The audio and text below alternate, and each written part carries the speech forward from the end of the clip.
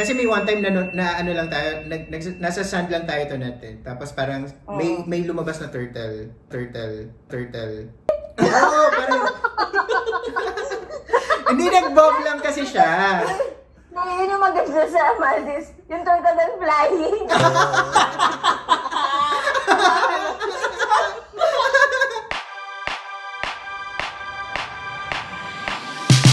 I'm Vince. I'm Yosh. And I'm Seth. Welcome to another episode of Travel TMI! The show where oversharing is caring. Because when it comes to travel, you can never have too much information. So in this episode, we're just gonna continue our chikahan with Direct Antoinette Hadaone about our trip to the Maldives. Yes. Why did you guys end up in Maldives ba? I was coming from Chengzhou, China. Pero yung trip ko kasi would have a stopover in Singapore. So nag-iisip kami parang like, saan tayo pwedeng pumunta na accessible from Singapore? Na medyo mura lang. Mura lang, pero pwede. Mura lang, pero pwede. Na hindi pa namin napupuntahan. Oo, Na hindi pa namin napupuntahan pareho.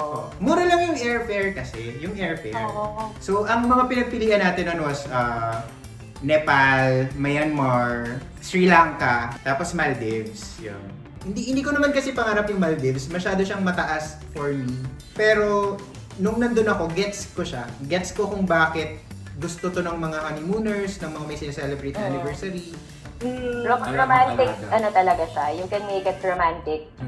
So, ayun, dun sa sa airport, pinick up kami, tapos parang lahat ng kasama namin, nag-honeymoon, as in. May family din eh, di ba? May mga dala pang mga basket, mga pang picnic. Oo, na iniwas-iwasan natin, kinatago-tago natin yung yung mga pinamili natin, tapos yung kasabay natin in full display. Iba na yung feeling ko nga, kasi puro honeymooners eh. Tapos parang kami nito net, hindi naman kami honeymooner. Pagdating namin kasi sis, meron kang form na fill upan. Tapos parang i-identify mo yung sarili mo kasi, so name ganyan. Tapos meron kang check doon na parang like honeymooner, anniversary. Yun lang. Alam mo option. Ano chinek nyo doon sa options? Gumawa kami ng bago. Friends only. Baka kasi Very good. Oo, pag nilagay namin sa honeymooner, baka ipaano nila eh, baka i-confirm nila yun. Dapat itigil niyo yan, Maldives. Huwag kayong masyadong nadi-discriminate dun sa mga nakaluwag-luwag lang naman. Mari mo friends lang talaga. Oo, siya walang solo. ng mga tao. Pag single ka, parang wala kang choice eh. Oo, pero parang hindi ko rin naman alam kung single ka, tapos pupunta ka lang Maldives.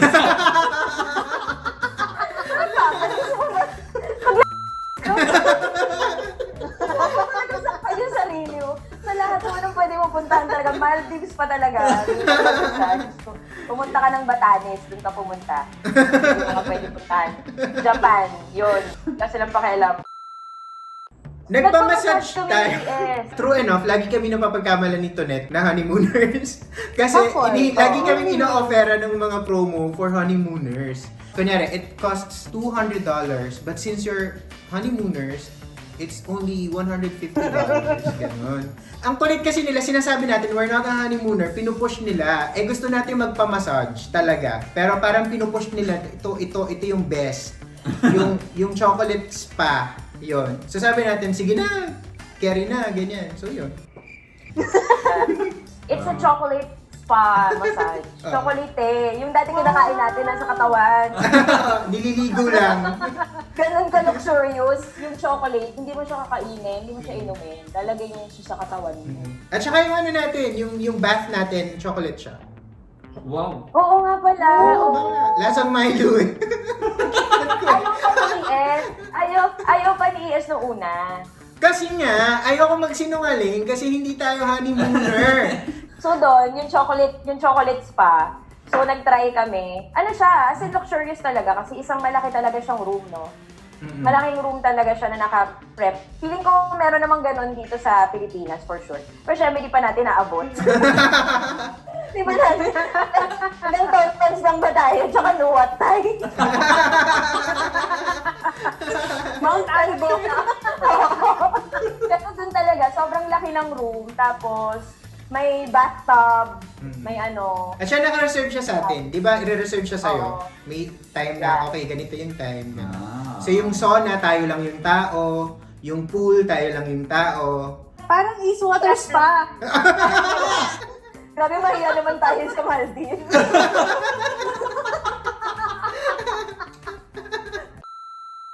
Parang pasok siya sa top spa experiences. Ever. Second yung Ace Water. At siya ang weird sis, parang meron silang paandar na iba yung time zone sa private island na yon kumpara sa yung Okay. totoong time ng Maldives. Oo, parang like... Gano'n kaiba? 1 hour. I think pwedeng gawin niya ng Batanes, no? Suggest natin. Or ano lang, like corridor. Pag mo naman ng corridor, iba na yung time zone. Tuesday na po sa amin. Gano'n.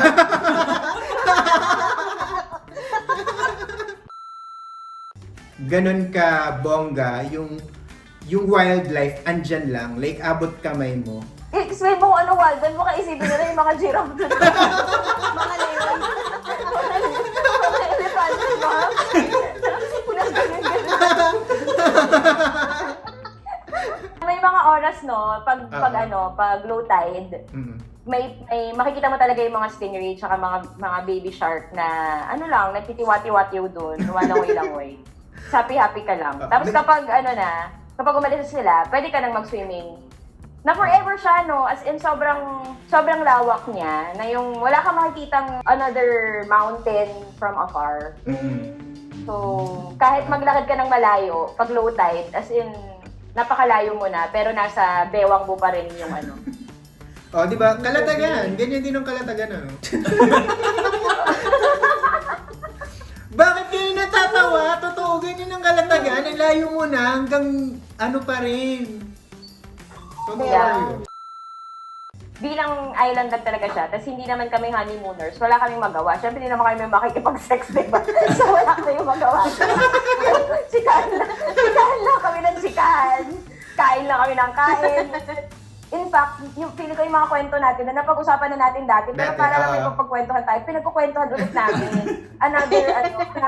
Pero nakwento mo na, hindi okay lang, sige, kwento mo ulit.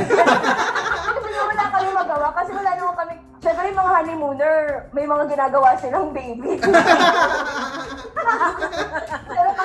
pero may ibang mga pwedeng gawin, pwede kang mag-scuba diving, di ba? Mag-island hopping, pero dahil wala na nga kaming pera, yun. Yung doon na lang kami sa chikahan kasi libre. Pero marami kayong pwedeng gawin habang nandun sa island na mga packages na pwedeng doon nyo na i-avail. Nagpicture lang tayo dun sa duyan sa dulo nung Oo nga, may duyan para sa mga walang pera. Ano makapunta ng Maldives with ES, parang dream ko na baka balik ng Maldives with Dan naman.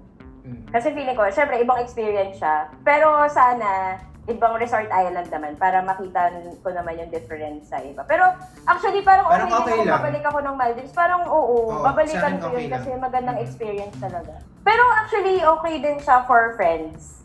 Na-realize ko, no?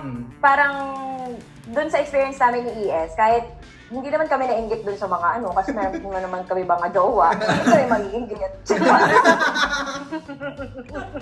Sabi ba ka nandun, parang kung kunyari single ka or pero dream mo yung Maldives, hindi mo naman kailangan ng kasamang karelasyon or boyfriend or girlfriend para makapunta sa 'di ba? So, pwede ka pumunta doon with your friends and magsama-sama kayo mga single o at least single kayo pero mayaman kayo. Yung iba, di ba? May karelasyon nga, di naman mayaman.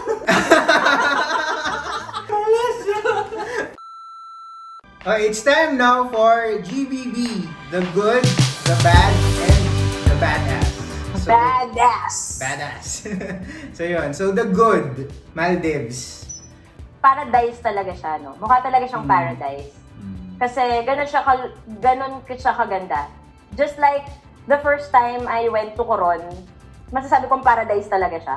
Ganon din yung feeling nung nagpunta ka sa Maldives. Na-check niya yung paradise experience.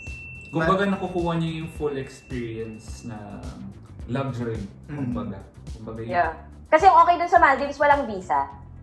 So, kaya namin nagustuhan ni ES, walang visa sa Maldives. So, kung gusto nyo, next week kayo pumunta, wow! Again. Ginawang Baguio, Victory Liner pala. Kumbaga, isa siya sa mga countries na pwede mong puntahan na hindi mo kailangang masyadong i-plan ahead ng sobra-sobra dahil sa visa. Hindi ka mag-worry na baka hindi ka makapasa sa visa dahil sa requirements. Dahil hindi na kailangan ng bank cert, na kailangan may 150,000 ka sa bangko. So kahit sino pwedeng makapunta. Ay, kahit sino ba? Ang alam ko, visa on arrival siya sa lahat ng nationalities. The bad, yung... Sa Instagram kasi, di ba, parang usong-uso yung sa Maldives, pag-picture ng Maldives, na sobrang luxurious na. Yun nga, meron kang sariling pool, meron kang slide, meron kang double deck pa yung parang... Tapos yun yung parang nagiging itsura ng Maldives tuloy sa'yo, yung nakikita mo sa Instagram. Pero actually, yung sa amin, it's a very simple water villa. Pero it's enough luxury for us. Kasi, yun, hindi mo naman kailangan, pag nasa Maldives ka, hindi mo na kailangan ng sobrang luxurious na water villa for yourself. Kasi, parang totoo yung pagpunta mo talaga ng Maldives, parang, thankful ka na talaga. Ito yung talagang #blessed. Totoo yung #blessed pagpunta mo ng Maldives. Kahit mag-isa ka pa or may kasama ka, #blessed siya. Kasi, the fact na you were able to work hard the year before and afford for yourself this kind of a reward.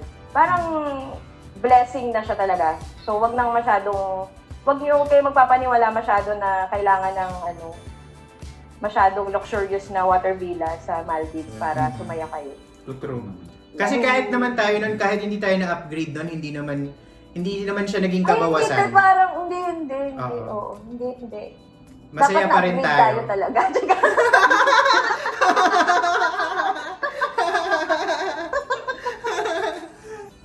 The badass. For me, yung Maldives is ang alam ng mga tao sa kanya, it's a honeymoon destination. But for me, pwede nyo siyang puntahan kahit as a barkada trip. And you'll still have the time of your lives, even without a love life na sineselebrate. Kasi ganun siya kaganda. And di ba, when you're in a paradise, di ba sabi nga sa How I Met Your Mother, di ba, nothing is legendary until your friends are there to see it.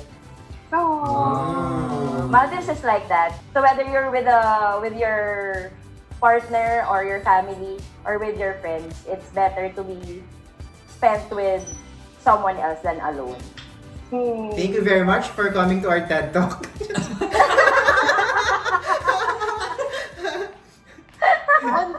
On that note, dapat Vince pumunta tayo. Tayong dalawa. Kayong dalawa lang, sasama ako. Gusto ko Parang ulit. experience natin, sis. Doon kayo sa backpacking side. Babalik kami doon sa luxury side. Oo, sa water villa kayo. Oo. Oo, tapos hanapin nyo dun yung flying turtle.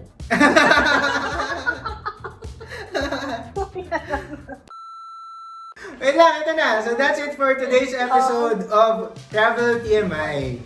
I'm Vince. I'm Yosh. I'm Ses. Thank you to Nat for wait lang, mag-promote ka na. Kunyari the buzz to. Listen to Ang Walang Kwentang Podcast. It's a podcast on anything and everything under the sun. Hindi pa namin napag-usapan yung Maldives, pero why not in the future? It's my podcast with Juan Miguel Severo, and it's on Spotify, iTunes, Apple, and Google Podcasts. So, release a new episode every Monday and Thursday. So, Monday ay full episodes, Thursdays ay episodes on pag-ibig, mga tanga sa pag-ibig na love letters.